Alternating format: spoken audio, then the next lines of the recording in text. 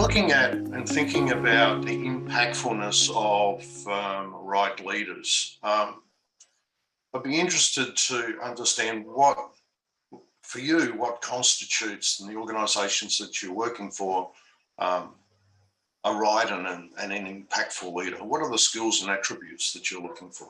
Having the right leaders in place, you can feel the positivity and enthusiasm within a business.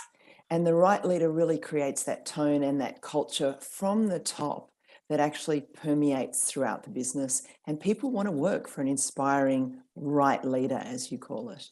So what sort of tone are you looking for? I mean, we hear a lot about transformational leaders. We hear a lot about leaders being more open and transparent. Is that what you're looking for? What I'm looking for in terms of the right leader is someone who has openness, authenticity, transparency, and that's particularly with the board, but also throughout the organisation. And it's someone who can create a vision and allow people within the organisation to understand what their role is in delivering that vision. And that's what excites people, and that's what gets them out of bed and wants them to come in each and every day. Just expanding that a bit further, I mean, we're talking about a new generation of people coming into organisations. We often hear that they lack attention, or their interests are different than perhaps baby boomer generations or other generations. How do you get the right leader who's able to engage with and attract people into organisations? And Phil, I think that's a great question. And it's really about understanding each of the generations. I do need to declare I am Gen X, not a baby boomer, which makes me slightly younger. But it's really understanding, what are the millennials looking for? What is the, new generation of Generation Alpha? What are they looking for?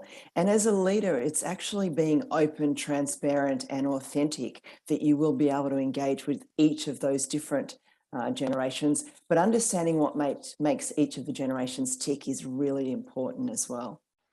Talking to a number of high-performing CEOs and senior managers, they talk about transformational culture and creating an environment where transformation and innovation can occur. And that, from their perspective and how they feed back to us, is, well, I need to be able to create an environment where people can make mistakes. And so they're not going to be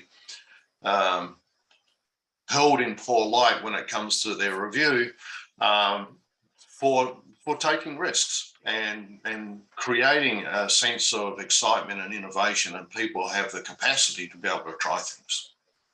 Yeah, and I think it's about creating the right environment and that safe environment. And for me, that is the right culture, where people feel empowered, where people feel that they can have their voice heard, put forward their thoughts, and there's a conversation that takes place within the organisation around those new ways of thinking.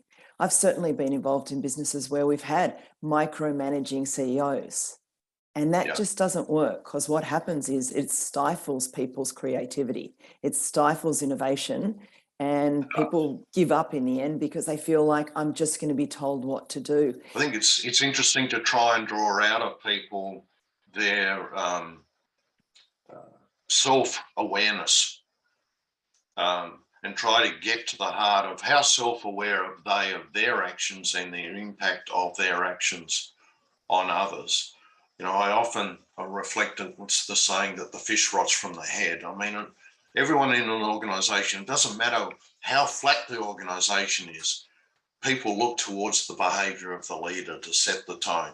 And what a leader does is therefore seen to be acceptable in an organisation. So if the wrong tone is set at the top, and if that person doesn't have the insight to understand that their actions can, create an environment that's acceptable or behaviour that's acceptable, then they're lacking that self-awareness, and I think is reflective on their leadership capability. Absolutely. And I think as you go down in an organisation and talk to people in the organisation, you really do get a sense of what sort of leader you've got at the top of the organisation. And as a director of a number of boards, I love going out to, be it our manufacturing facilities, be it to our farms, to really get a sense of how are people feeling? What is the noise that's out there?